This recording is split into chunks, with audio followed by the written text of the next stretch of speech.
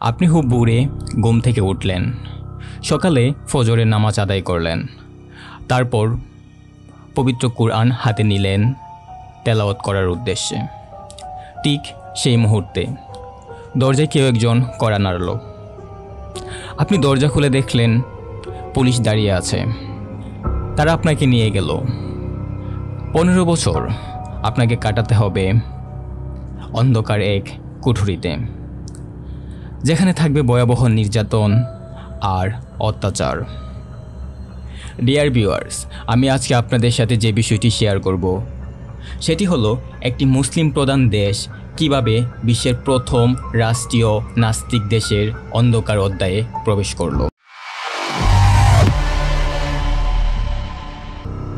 সময়টা 1966 সাল। ইউরোপের মাঝখানের ছোট্ট একটি দেশ আলবেনিয়া ঘোষণা দিল, আমরা ধর্মে বিশ্বাস করি না। আলবেনিয়া রাষ্ট্রীয়ভাবে ধর্ম নিষিদ্ধ করল। তারা শুধুমাত্র ধর্ম নিষিদ্ধই করেনি, ধর্মকে শিকড় থেকে উপড়ে ফেলা হয়েছিল দীর্ঘ 24 বছর পর্যন্ত। এই কাজের নেতৃত্বে ছিলেন এনবের খুজা। তিনি ছিলেন কমিউনিস্ট নেতা। তিনি সরাসরি বলতেন, ঈশ্বর নেই, আর যদি কেউ থাকে তবে সে হোক গোপন কথাবার্তার শত্রু। হুজ্জার আদেশে 1966 সালে শুরু হয় ইতিহাসের এক ভয়ানক অভিযান। এই অভিযানের নাম দেওয়া হয়েছিল অপারেশন এগেইনস্ট রিলিজিয়ন। এর আওতায় ছিল সব উপাসনালয় বন্ধ করতে হবে, সব ধর্মীয় নেতাদের গ্রেফতার করতে হবে, ধর্মীয় পোশাক পরাও বেআইনি করা হয়, কোনো ধর্মীয় অনুষ্ঠান এমনকি বিয়ে, কবর, নাম দেওয়া সব ছিল নিষিদ্ধ। যদি কোনো ব্যক্তি ধর্মীয় উপাসনায় নিজেকে মগ্ন রাখত, তাকে দেওয়া হতো 5 থেকে 15 বছরের নির্মম কারাদণ্ড। আর যদি কেউ রোজা রাখত তাহলে তার চাকরি চলে যেত। যদি কোনো পাদ্রী অথবা ইমাম তারা তাদের ধর্মগ্রন্থ কাউকে শিক্ষা দিত, তাহলে তাকে ঘোষণা করা হতো রাষ্ট্রদ্রোহী হিসেবে এবং রাষ্ট্রের সবচেয়ে কঠোর আইন প্রয়োগ করা হতো তার উপর। সে সময় আলবেনিয়ার অবস্থা এমন হয়ে গিয়েছিল যে যারা নামাজ পড়তো বা গির্জায় যেত তাদেরকে রাষ্ট্রের শত্রু হিসেবে ঘোষণা করে দেওয়া হতো। জেল, নির্যাতন, এমনকি মৃত্যুদণ্ড পর্যন্ত তাদের দেওয়া হতো। আলবেনিয়ায় তখন গড়ে উঠেছিল ধর্মীয় গুপ্তচর ব্যবস্থা। মানে ছোট ছেলেমেয়ের স্কুলে গিয়ে শিখত, যদি বাড়িতে কেউ ঈশ্বরের কথা বলে আমাদের জানাও। এমনকি নিজের মা বাবাকে দড়িয়ে দিত ছেলে মেয়েদের দিয়ে। অনেক পাদ্রী ও ইমামকে জনগণের শত্রু টেক দিয়ে হত্যা করা হতো। মসজিদ, মন্দির কিংবা গির্জা তখন পরিণত হয়েছিল শৌচাগার, গুদাম কিংবা নাইট ক্লাবে। এটাই ছিল ওই সময়ের আলবেনিয়া, যেখানে মানুষ বিশ্বাস হারায়নি কিন্তু নিজের বিশ্বাস লুকিয়ে রাখতে বাধ্য হয়েছিল।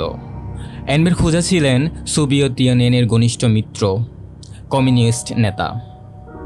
তিনি ছিলেন স্ট্যালিনের একজন কঠোরপন্থী ভক্ত। তিনি আলবেনিয়াকে একদম সোভিয়েত মডেল অনুযায়ী সাজাতে চেয়েছিলেন। স্ট্যালিনের মৃত্যুর পর সোভিয়েত ইউনিয়নের সাথে তার সংযোগ বিচ্ছিন্ন হয়।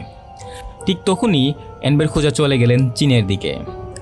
তখন মাং সেতুং এর চীন ছিল আরেকটা কঠোর কমিউনিস্ট দেশ। খুজা ভাবলেন, এটাই তো আমার বন্ধু। তৎকালীন চীন তখন আলবেনিয়াকে চাকচিক্যপূর্ণ সাহায্য দিত, যেমন খাদ্য, প্রযুক্তি, অর্থ। যখন তার ঘনিষ্ঠ মিত্র মাও মারা যান এবং চীন শুরু হয় অর্থনৈতিক সংস্কার, তখন খুজা আলবেনিয়াকে পুরোপুরি আইসোলেটেড করে ফেলেন। খুজার শেষ দশক ছিল ভয়াবহ, শঙ্কিত এবং প্যারানয়েড। খুজা বিশ্বাস করতেন পৃথিবীর সব দেশ তাকে আক্রমণ করতে চায়। তিনি গোটা দেশে 7 লাখ বাংকার তৈরি করেন। সবার হামলা ঠেকাতে হবে যে। জনগণের উপর বিশ্বাস হারান, রাষ্ট্রীয় গুপ্তচর বৃত্তি বাড়ে। ফলে আলবেনিয়া হয়ে ওঠে বিশ্বের সবচেয়ে বিচ্ছিন্ন, গোপন ও আতঙ্কিত একটি রাষ্ট্র। 1985 সালের শুরুর দিকে সৃষ্টিকর্তা হয়তো তখন মুখ ফিরে তাকালেন আলবেনিয়ার দিকে। 11 এপ্রিল 1985 খুজা হার্ট অ্যাটাকে মারা গেলেন। মৃত্যুর পর তার উত্তরসূরি রামিজ আলিয়া একই রকম কঠোর শাসন নীতি চালিয়ে যান প্রথম দিকে।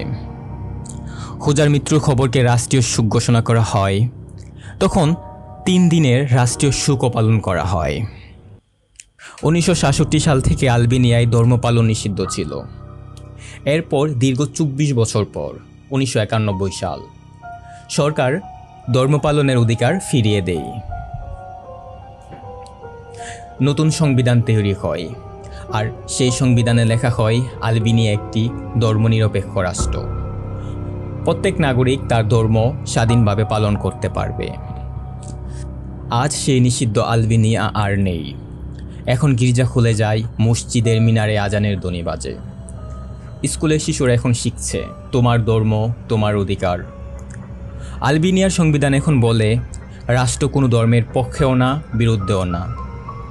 আজ আপনি চাইলে নামাজ পড়তে পারেন, চাইলে গির্জায় যেতে পারেন, আবার চাইলে কোনো ধর্ম না মানার স্বাধীনতাও আছে। ধর্ম এখন আর অপরাধ নয়, এটা একটি ব্যক্তিগত পরিচয়। আজকে আলবেনিয়ায় একজন মুসলিম, একজন খ্রিস্টান, একজন নাস্তিক তারা একই টেবিলে বসে কফি খায়, গল্প করে, কাজ করে। ধর্ম নেই এমন একটি দেশের জন্ম হয়েছিল পৃথিবীর ইতিহাসে, কিন্তু আজ সেই দেশের মানুষ তার ধর্মকে খুঁজে নিয়েছে নিজের মতো করে। আলবেনিয়া আজ দাঁড়িয়ে আছে ইতিহাসের সামনে, মাথা উঁচু করে। অতীত যতই অন্ধকার হোক না কেন, সৃষ্টিকর্তার বিশ্বাসের আলো কেউ কখনো চিরতরে নিভিয়ে রাখতে পারে না। মানব সভ্যতার ইতিহাসে বিভিন্ন সময় বিভিন্ন শাসক গোষ্ঠী দ্বারা ধর্ম বাধাপ্রাপ্ত হয়েছিল, আবার আলোর পথও ফিরে পেয়েছে। ভিডিওটি ভালো লাগলে সাবস্ক্রাইব করবেন।